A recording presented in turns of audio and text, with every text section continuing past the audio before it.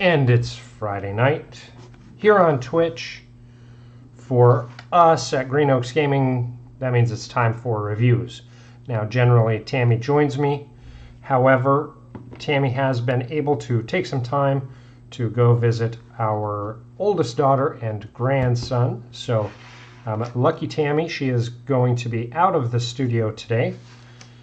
So that leaves just me to review, and we will get right into it with the Worldbuilders Journal. So this one actually has been on the bracket to review for quite some time. Tammy has been a little concerned about reviewing this one just because she was afraid there wasn't much meat in it, and she hasn't really delved into a whole lot of world building, adventure building, that kind of parts and pieces. However, as an enabler, she has purchased this for me to do a review, and because I do a lot of world building, make sure you check out our Monday night shows. Because I do a lot of world building, she thought it would be fun for me to do a review on this.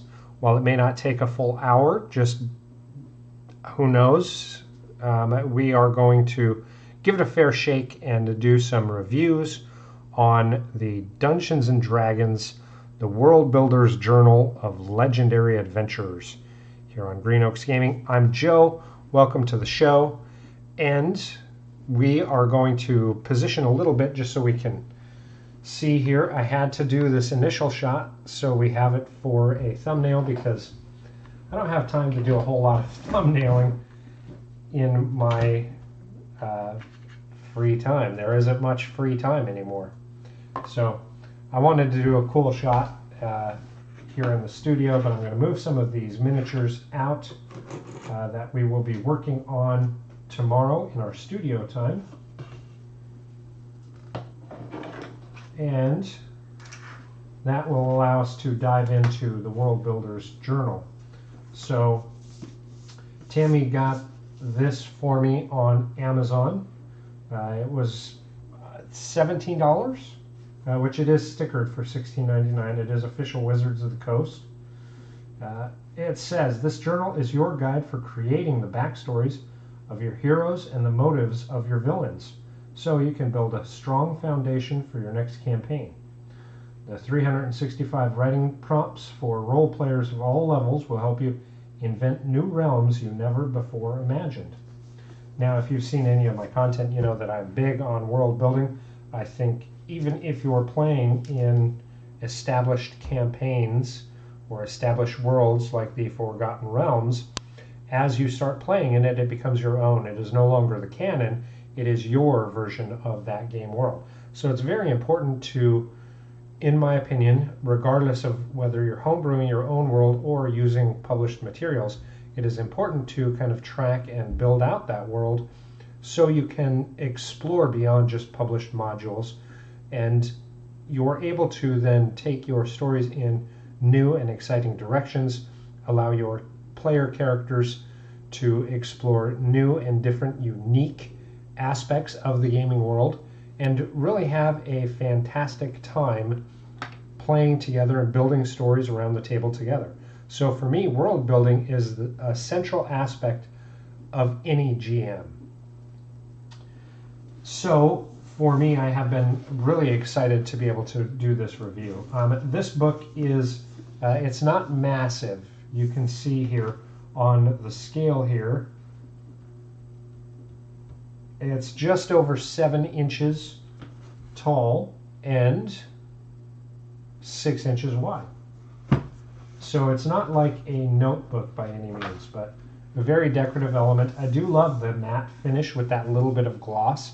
It really has a really appealing to the eye aspect to it. And I have not opened it until just now, so I'm not, this is absolutely me seeing it for the first time. But it's got a little bit of an intro here, just talking about the book and all, really saying that if you follow the prompts, it's going to help you generate basically a world of your own.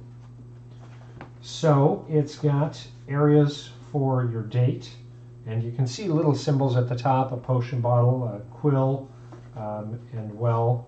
It looks like some of them are reused a few times, but it looks like there are quite a few. So on the first one, it just starts out with a little blurb here at the top, and then you're supposed to date and fill it in. So very much like it says, like a journal. So let's just read the first one.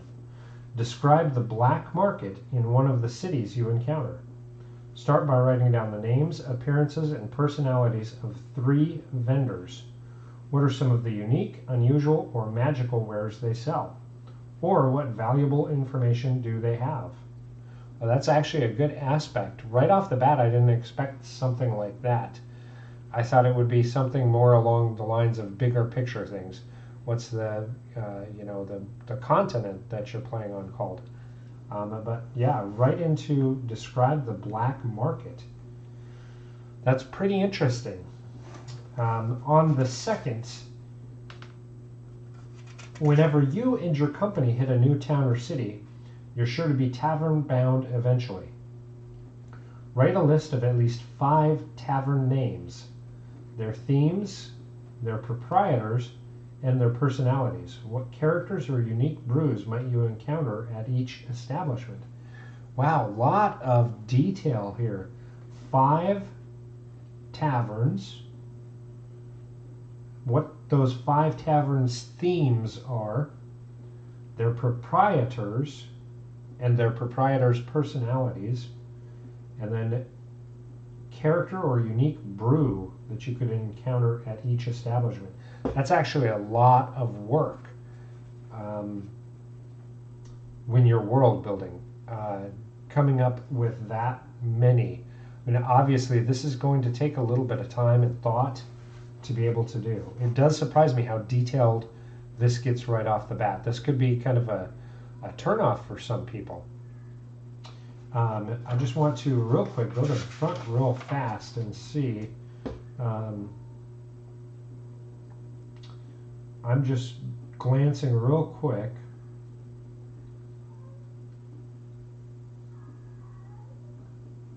So every page will steer you to building and strengthening the details of your world. Whether you're playing within the vast D&D cosmos or creating a landscape of your own, you'll encounter insightful questions that encourage you to delve deep into the backstories of your characters and their enemies, and what drives them to a life of adventure. You'll see prompts that reference D&D myths and legends, some familiar and others more obscure. Answer them as best you can, or let them be the spark that starts your journey into the endless realms of D&D lore.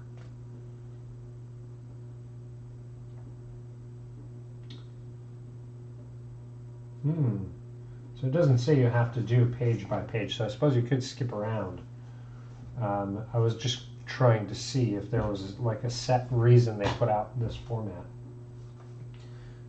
So we're gonna do a total of 6.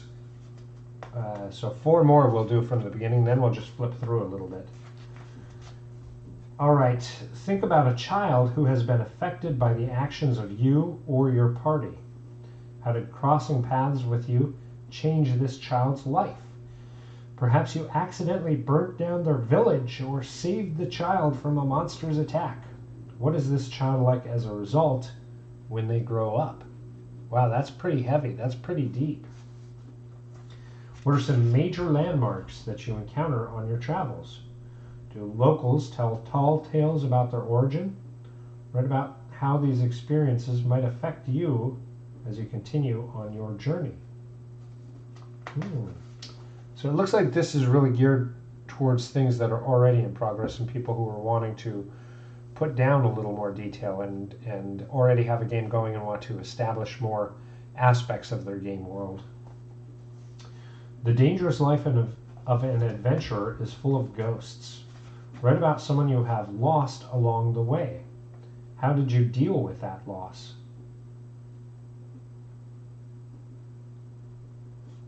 It's interesting how that's almost like for a character.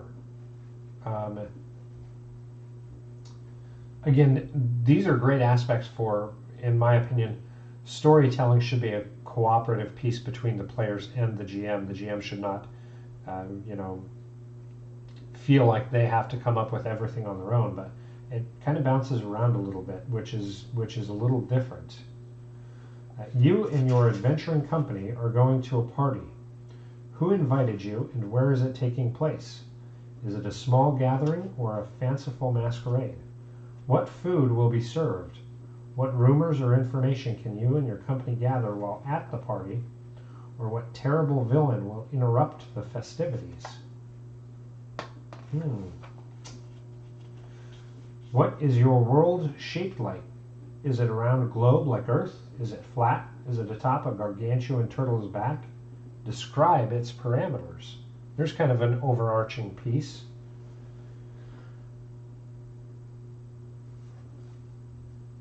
All right, create a setting that is like a typical fantasy world, but one thing is dramatically different. For example, all creatures in the world can do magic, but humanoid beings cannot. Or humans can never die of old age, but all the plants in a specific region live only for a few days. Be creative. So definitely pushing people to think outside the box, be creative. So I'm going to flip ahead a little bit here. Your character suffers from recurring nightmares. Describe this terrible dream. Is it a reflection of past traumas or an omen of things to come? Traveling across the land, you find comfort in one dish or beverage. What is your go-to request at any tavern and why? So those, for me as a GM, and it could be because I'm primarily a GM and less a player, but I think those types of questions are interesting. I may actually take something like this and give it to my players at random as we're starting a new campaign so that they can help flesh out the world.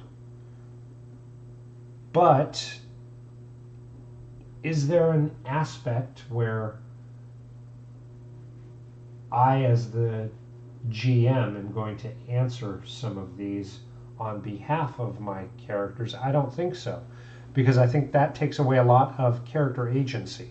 I think there's a lot to be said for characters who, or I guess players who take things like this and add it to their character and share it with the GM, so I can bring it into the mix and bring it into the story and help with character development and tie into the overarching story, as well as just group dynamics, because I love to see group RP take place, and things like this are great aspects to do those types of steps. But me as a GM, I would never answer anything like that on behalf of my characters. But I am kind of interested to see if I took some of these aspects and gave them to my players, what would they turn them back as? And then how can I in turn use those in my world building? So we're going to flip ahead again here. What is your main villain's backstory? What motivates them to wreak havoc upon your character or your character's adventuring party? Do they have their own moral code? What are their personality traits, ideals, bonds, and flaws? So I generally come up with that when I'm working early in the campaign, or pre-campaign, I guess, because I want to flesh that out prior to starting my campaign. So this would be just pulling out the sheet that I use for my primary villain and just jotting down what I've already done before. So it could be great to refresh, but it could also kind of give you a thought of now, you know, again, if you're mid-game, how have things changed, maybe? Describe the strangest creature you've faced in your adventures. What were your first impressions of it? How did your encounter with that creature affect your character and their journey?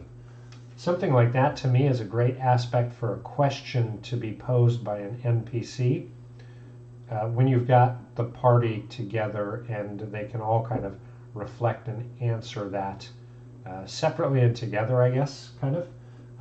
For me, something like that, I'd love to get that feedback via an NPC, tying it into the story. You know, maybe they've set camp and they're eating dinner, and the NPC poses that question, or they're at a tavern doing some unwinding and a local comes up and asks them about that, and as they, you know, give me information back, I can go through and look at what did they enjoy. So kind of a probing question almost. We're going to go ahead a little bit here. Exploring dungeon tunnels, you come across a lever and a sign that says do not pull the lever. What do you do? I mean, that's obvious. The players will pull that lever every time. Every time. It doesn't matter. Some of them may check for traps first, but they're going to pull the lever. They're definitely going to pull the lever. If you pulled the lever, what happened? Describe it here. I mean, yeah, they're going to pull the lever. When you say don't do something to your party, you're just asking them to do it.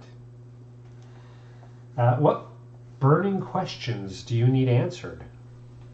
So that's a good one for me. I do things like that in my session 1 as we're establishing who the characters are, doing character build outs and talking about the campaign. I usually end my session 1 with the kind of setup and kind of a cliffhanger piece so that when we start our session 2, we're going right into it. But that's type of information that I want as a GM ahead of time, so that I can start weaving it into my story, and I'm going to get that via the character background, which I'm very big on, especially when I've got like level 1 plus, when we're starting at the beginning of a campaign and moving forward. I want to have information like that. I don't want it midway, unless it comes up.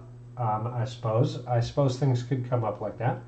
At that point, I would want either the character to start asking questions via the NPCs, or the player just to come up and say, hey, my character wants to know this. This is something I want to explore through my character.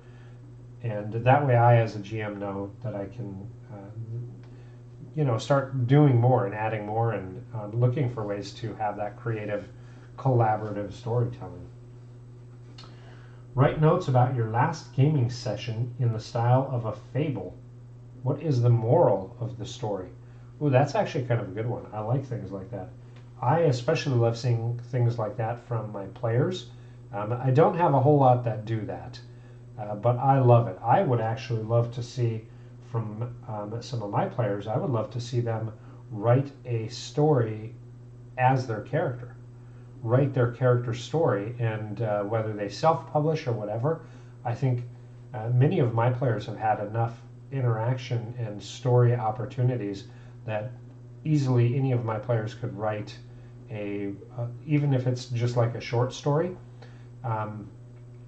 that I think would be interesting, and I would love to read it based on their perspective and their character's perspective.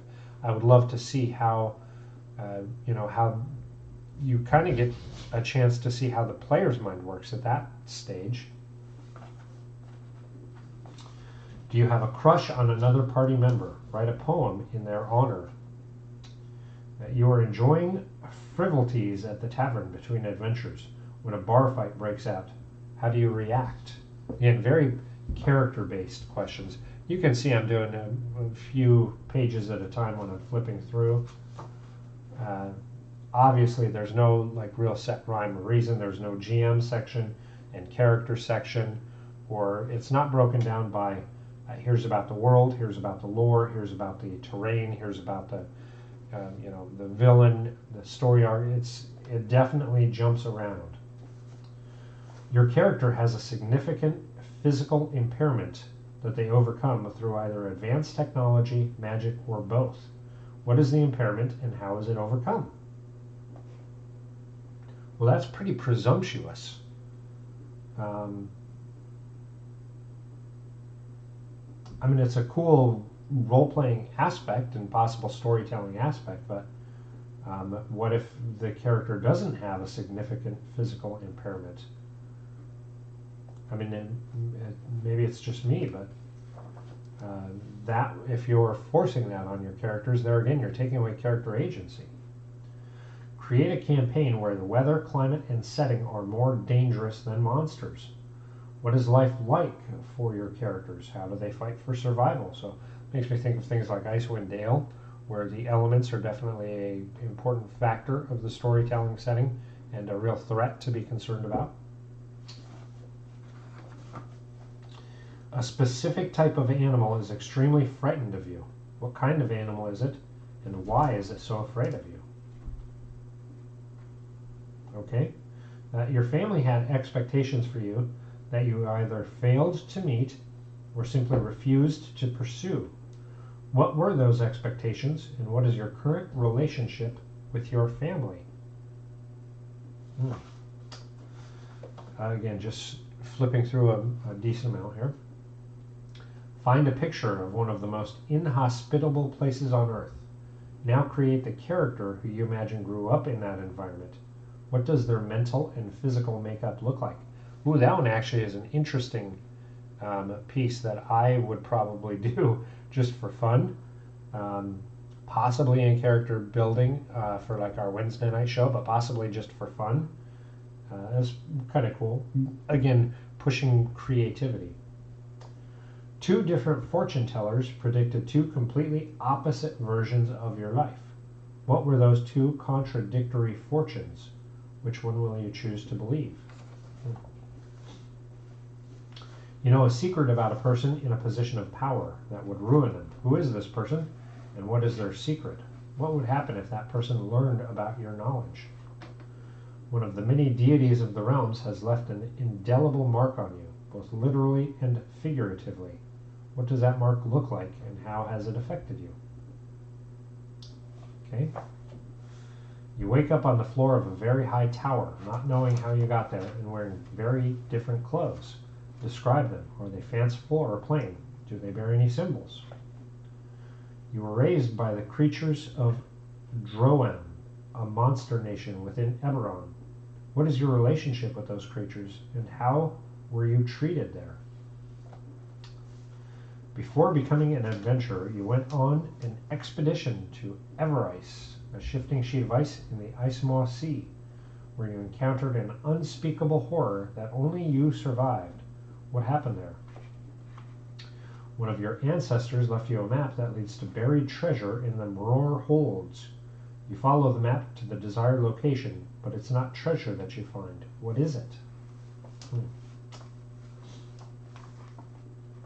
You are not fluent in Common, as that's not your native language. What primary language do you speak, and what are its origins?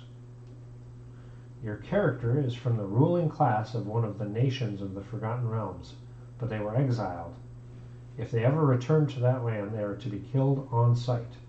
What transgression did you or your family commit? Is there a way to get back into your nation's good graces? You have a lifetime pass to ride the lightning rail of Corvair for free because of something you did. What was it? At the start of your adventuring career, you met the great Elminster. What did he tell you that changed your life? What is an item you use to meditate or center yourself? Describe this item. Why is it meaningful to you? What is something your home lacked that you find in abundance as you adventure? And it just goes all the way through. The very last one is, in order to defeat a greater evil, you must partner with one of your sworn enemies. Who is it? What happens when you go to them proposing a truce?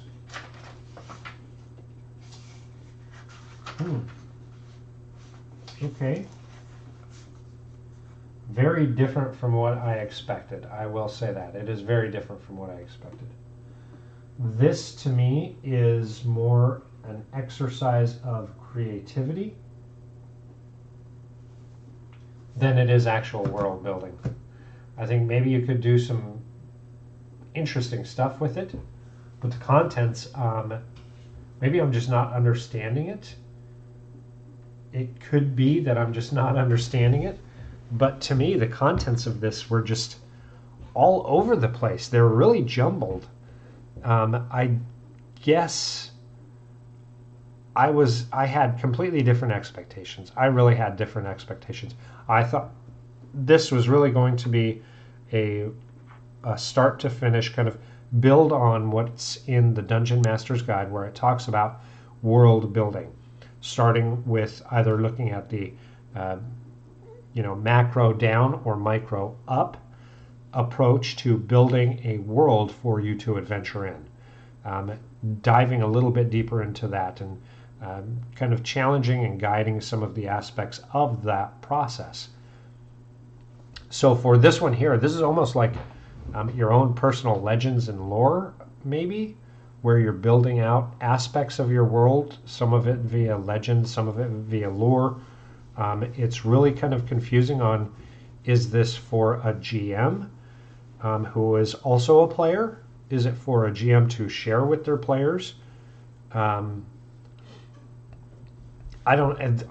very confused on this one, I have to say. I'm disappointed that I purchased it. While I love the look of the book, and I think it's a unique tool that has a lot of possible application, it seems like a lot of work that, frankly, I feel if I were to implement the use of this and had some of them filled out by my players, some of them filled out by me, and it just seems like a very long process that in many ways you've already got to be playing the game.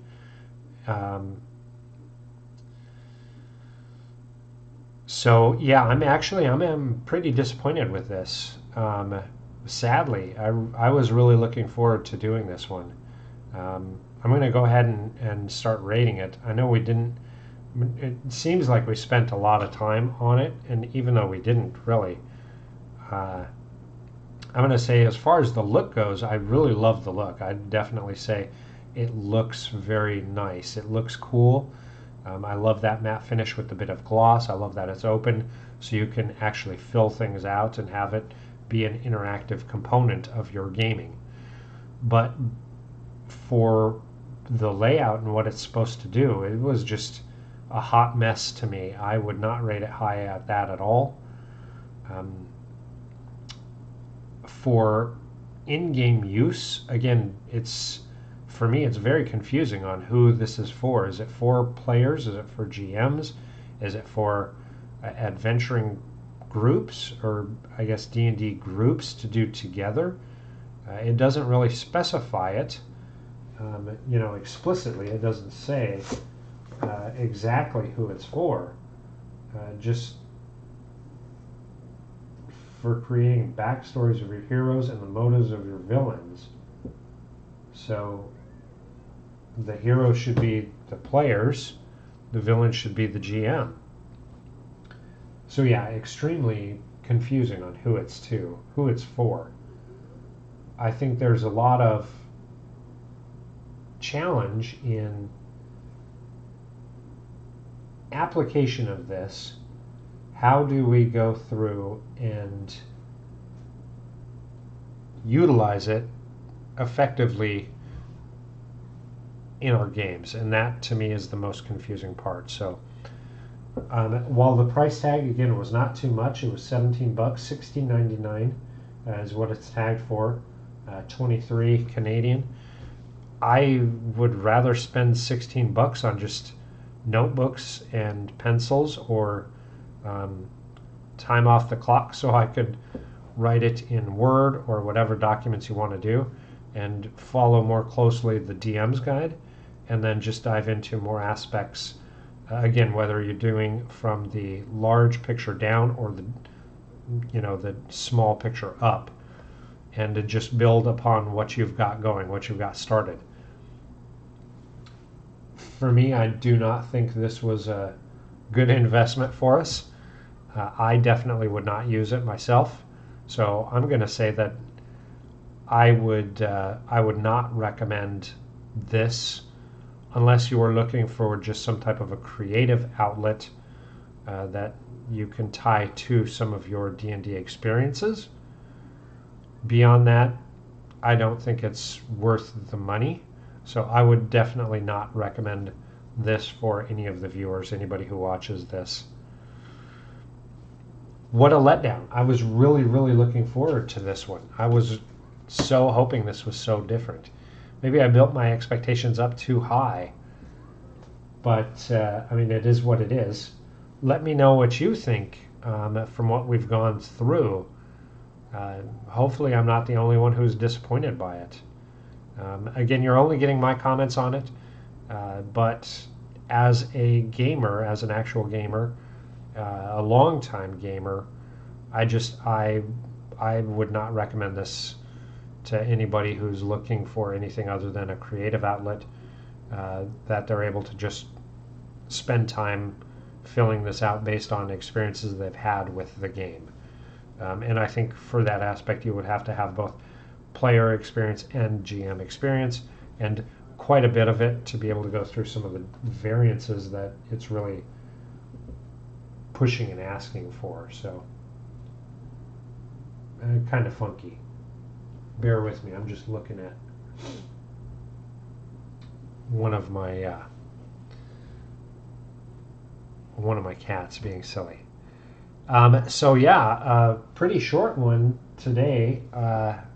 I had hoped this would be a completely different aspect, but we are going to cut it short just because there isn't a whole lot of meat on this bone. I would say chuck it, don't buy it. Don't waste your time, don't waste your money unless you're looking for having some extra money that you can throw away to do something creative and different that you can tie into your D&D experiences. Don't even waste it. Sad to say, bad review, but I'm going to give it to you honestly every time as a gamer, because we're not sponsored. We don't have any due diligence to pay to anybody. So I'm going to tell you like it is. On behalf of Green Oaks Gaming, again, sorry this was a shorter one, but wah, wah, wah. Don't do it. Don't do it. I strongly recommend against it. Until next week, when we're going to be reviewing some brushes for miniature painting. Fantastic show planned. Make sure you check that out if you're into miniature painting. If you're into, I would say, even some of the crafting aspects where you're going to be using brushes. We've got a heck of a show planned for a review on brushes. Be sure to check it out. Reminder, tomorrow, Saturday, noon Central Time, streaming in the studio. We're going to be doing a little bit of green stuff and a lot of painting, paint slinging. So be sure to check it out. Till next time, keep it real, and we'll keep it real as well. Have a fantastic weekend.